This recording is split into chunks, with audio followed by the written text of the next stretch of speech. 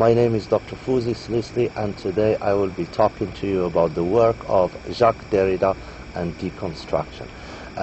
We should remember that last week we introduced the topic. We talked about post-structuralism, its contribution to literary criticism, its relationship to structuralism. We said that post-structuralism is a rebellion against structuralism, and one of the main points that came out about it is that it rejects the idea that literature or cultural products in general can be studied separate from history or culture. Structuralism maintained that you can study literature just from a scientific perspective, separate from history, culture, or economy, or so on. Post-structuralism rejected this idea, saying that literary products, literary texts, are part of historical processes, and we cannot ignore those historical processes, and literary scholarship should try to locate those texts within their proper historical, economic, sociological developments. So we talked mostly about the general ideas of post-structuralism and deconstruction. Today I want to introduce you to one of the main or most influential post-structuralist thinkers, the scholar who invented the idea of deconstruction and the critique of deconstruction, the French scholar Jacques Derrida.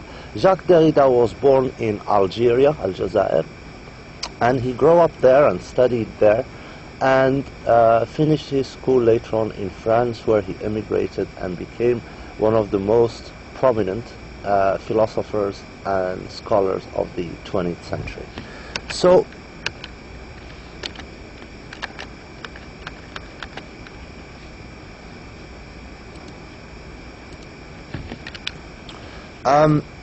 post-structuralism, first of all, is a European-based theoretical movement that departs from structuralist methods of analysis. The most important names in post-structuralism are Jacques Lacan in psychoanalysis, Michel Foucault in history, and Jacques Derrida in philosophy. Deconstruction is a US-based method of literary and cultural analysis, which means that post-structuralism emerged in Europe, and from Europe spread, from France spread to the rest of Europe. The deconstruction became famous in the United States. They used the work of Jacques Derrida, and it became very famous in the United States through the work of G. Hillis Miller, Jeffrey Hartman, Paul Doman, and Barbara Johnson.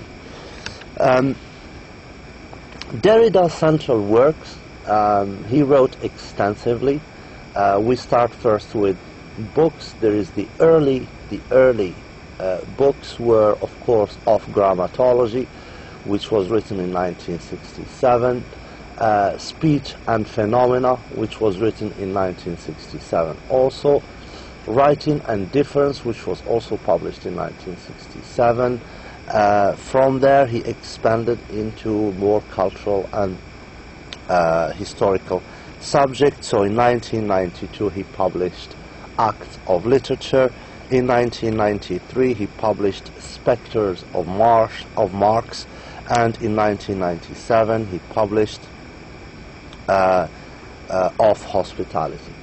Of the most famous articles, there is the article Structure, Sign and Play in the Discourse of the Human Sciences. It was published in 1966. Also appeared in Writing and Difference, and also the famous paper Signature Event Context, which was written in 1977. Derrida's most important ideas have to do with his relationship to language. First of all,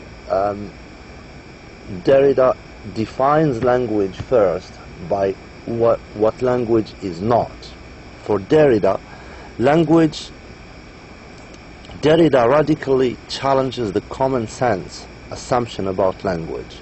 For him, language is not a vehicle for the communication of pre-existing thought. So it doesn't work like, we have thought, they exist outside language, and then those thoughts, we put them into language and we communicate them. That's not how it works. Derrida says that even those thoughts are themselves language.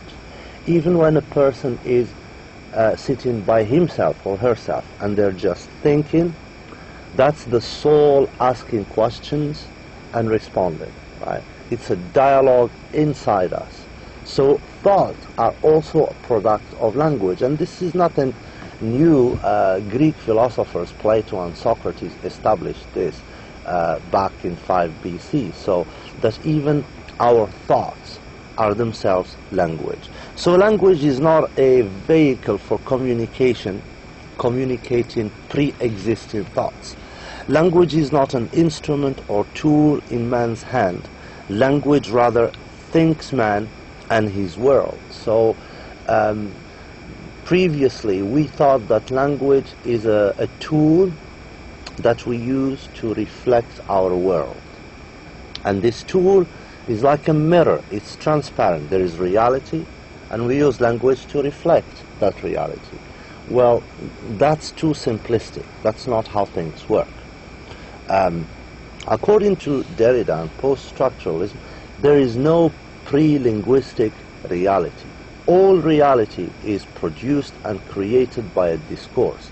So that means that there is no reality except as we see through discourse. Without language, we cannot prove the existence of anything. Even my own existence, I cannot prove my existence except by using language. And if I don't have to use language, I would have to use a document or a passport or a residency paper or some document of some sort. But they are all products of language and signifying processes. Without language, we cannot produce, we cannot reflect reality, we cannot produce reality. So in that sense, language is active in the production of reality. We construct reality through language. Language is not just a transparent tool that we use, but it's a very active, the most important item in constructing reality, in constructing even our existence, our persons, our selves. Our language is the central, most important item, without which none of this would be possible. We couldn't prove the existence of the world, we couldn't establish the existence of anything. So language is not an instrument or tool in man's hands. Language rather thinks man and his world. Language is not a transparent window onto the world. The world is created and produced by language. For Derrida, language is unreliable. It's unreliable. The communication happens only when we put so much effort to limit the noise, that what linguists call noise. These are the elements that prevent communication from happening. So language is very unreliable. There is no pre-discursive reality. Every reality is shaped and accessed by discourse. Derrida says there is nothing outside the text. Everything is a text. Texts always refer to other texts. And Frederick Jameson, the famous post-structuralist from the United States, talks about the prison house of language. That's the title of his famous book, The Prison House of Language. As humans, he says, we are trapped within language. We cannot exist outside language. So this gives language a far bigger importance in shaping our world, in shaping ourselves, than previously thought. In the past, we thought of language just as a transparent tool. Today, we think of language as a very constitutive component of our existence, of our world. Language constructs and shapes the world. Note that Derrida has a very broad notion of text that includes all types of sign systems. So whenever there is a sign system for Derrida, that's a text. When we look at advertisements on television, that's a text. When we look at society from a sociological perspective, that's a text. When we look at ourselves and try to analyze ourselves, that's a text. So whenever there is a signifying system for Derrida, that's a text.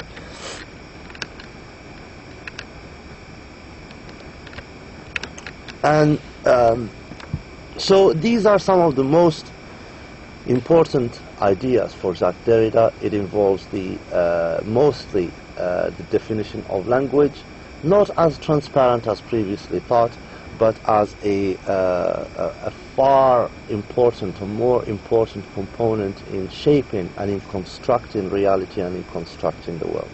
And with this, that brings us to the end of this session. Thank you so much for listening, and I hope to see you in our next session. Wassalamu alaikum wa rahmatullahi ta'ala wa barakatuh.